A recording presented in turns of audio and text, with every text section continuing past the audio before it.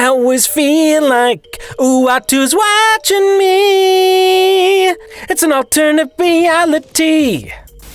Ever since Uatu the Watcher started telling the tales of his own version of interdimensional cable, we've been given a glimpse of a world where one thing changes and the Marvel Universe changes with it. One of the most common stories is what if someone else got that superpower, mostly spreading those Spider-Man powers around, including Aunt May. The animated series will explore what happens if Peggy Carter had got the super soldier formula. But let's take a look at what it would be like if Bucky was Erskine's first choice in the MCU.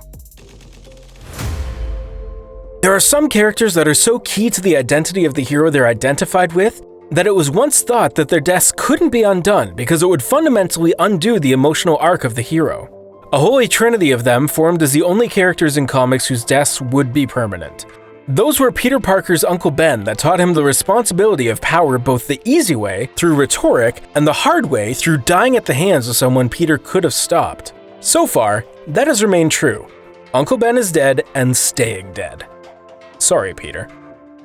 Jason Todd, the second Robin, was killed by the fanbase who voted for his death.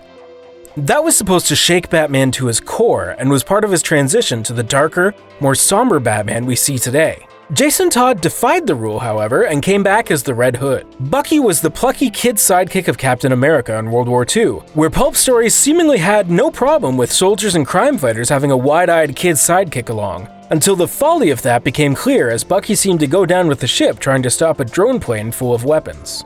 Of course, Bucky didn't stay dead as predicted, and instead came back as the brainwashed and programmed assassin, the Winter Soldier, complete with a sweet metal arm.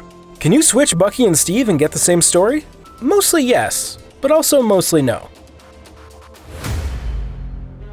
The first question is, how did Bucky end up getting picked by Erskine over Steve? And the answer is pretty simple. Steve is still eager to join the war effort to do his part, while Bucky is more interested in what the uniform does when trying to make time with the ladies.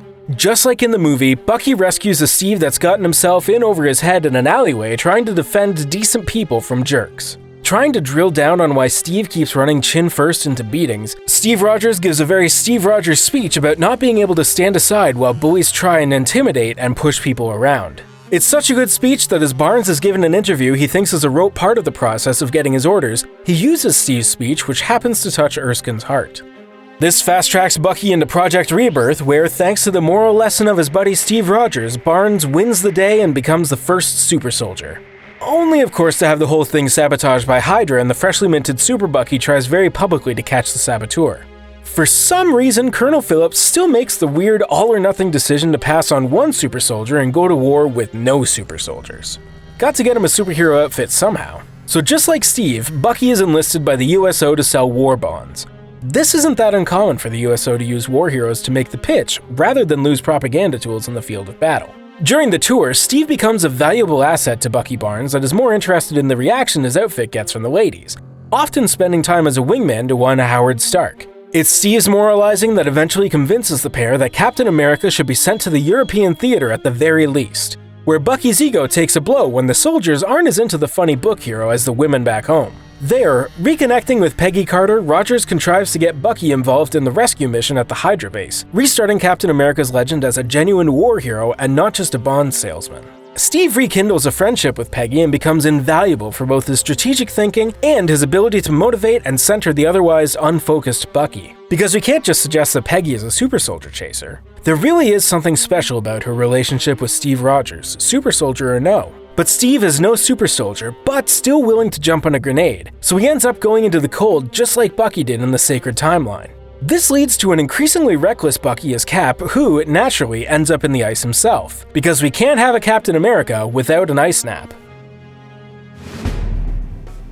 In the MCU, Captain America was pulled from the ice just in time for Loki to try and take Midgard as a consolation prize after failing to take over Asgard. That's when Nick Fury activated the superpower contingency plan of bringing together people with unique abilities. The only real difference here would be the relationship between Bucky as Captain America and Tony Stark. It still wouldn't be great, because now not only is Howard Stark's greatest creation a super soldier, it's also his drinking buddy that helped him be even more successful with the ladies.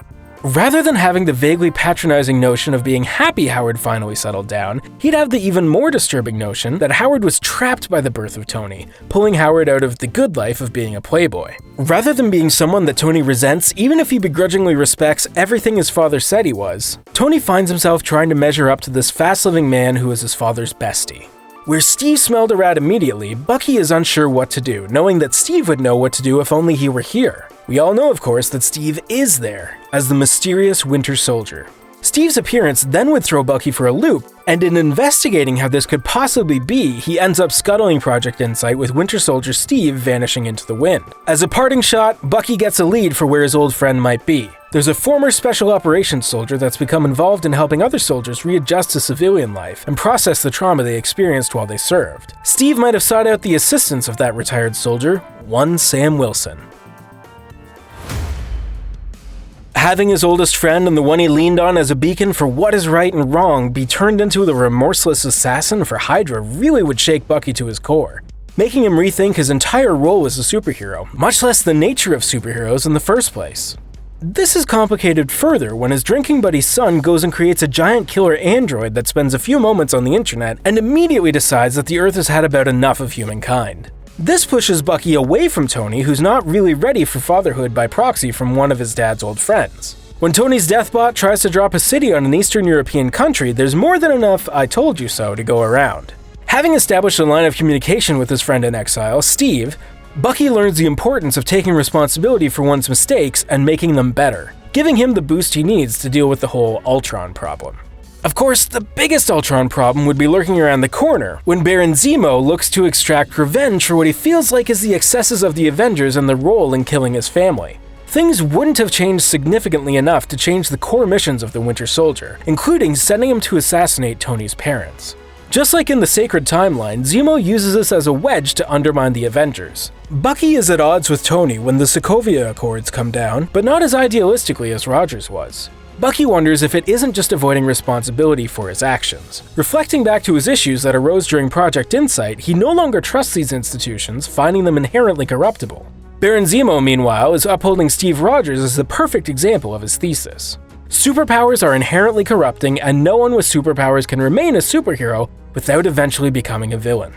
This tension increases with Bucky protecting his old friend, driving a wedge between the Avengers until Steve suddenly turns himself in, figuring that even though he was brainwashed, killing those people was on him, and accepting responsibility for it is the right thing to do. Bucky still manages to uncover that Steve was framed for the murder of T'Challa's father, forging that friendship among the three super soldiers. Oh, it gets a happy ending after all. Steve would still be Steve at his core, and worthiness carries with it a caveat for redemption. Otherwise, Thor would never have been able to get his hammer back.